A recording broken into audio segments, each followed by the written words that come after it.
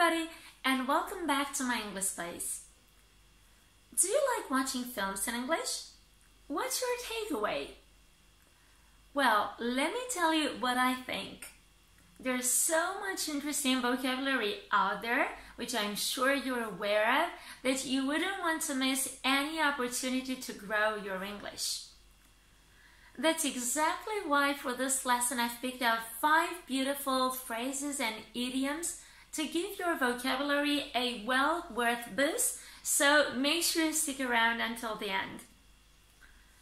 And before we get right into the topic, please don't forget to subscribe to my channel so you never miss a video. Our first phrase for today is to do or run some errands. To do or run errands. When you do this, you just make a short, quick trip around the town for a specific purpose, such as to buy something or collect something from a place or even pay the bills. For example, you might say this to a dear old friend that you just bumped into at a local store. Well, we'll catch up later on because I have some errands to run just now. So promise I'll call you later as soon as I free myself up. The second one is to touch base. When you touch base with somebody, you make sure that you contact them or you just communicate with them about something. For example, you might be saying this to a colleague of yours from the same field that you barely gotten to see or talk with lately, and that you finally managed to settle a meeting with. And so, before the meeting, just to make sure it still stands, you touch base with him, which means you just call him or text him, Everything okay? I just wanted to touch base with you, see if you're still up for our Thursday meeting.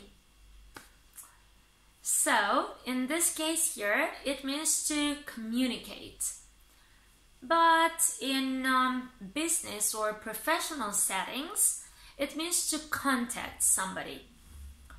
I've also come across it in more casual situations.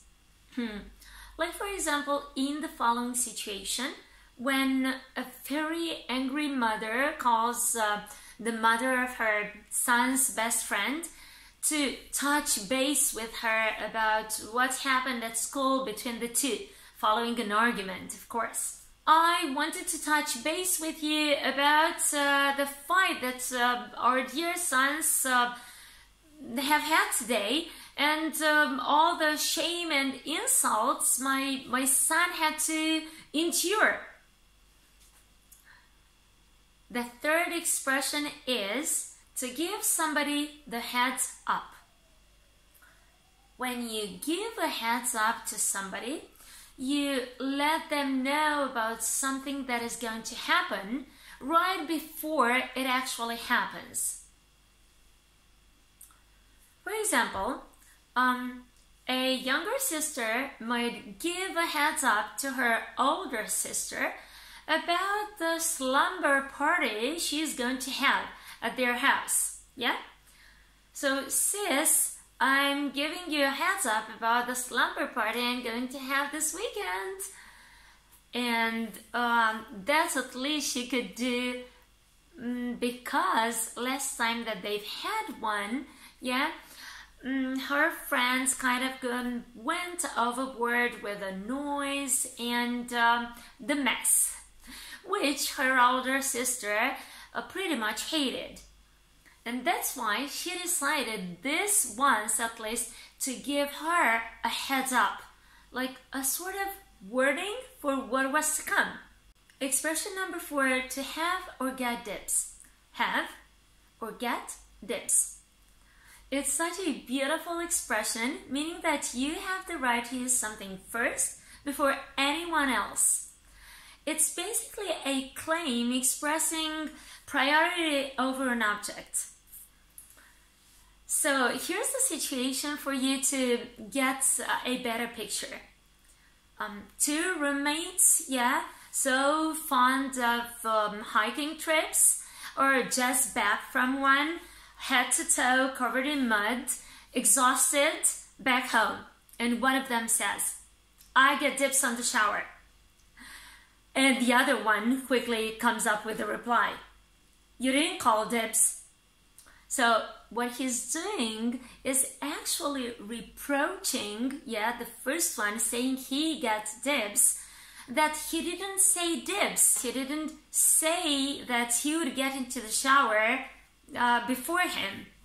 And so the first one, expressing his claim over the shower first, finally ends the conversation by saying, since you had the best camp, the best room in camp, I get dibs on the shower. Fairly reasonable, right? The last expression is to take a rain check. To take a rain check.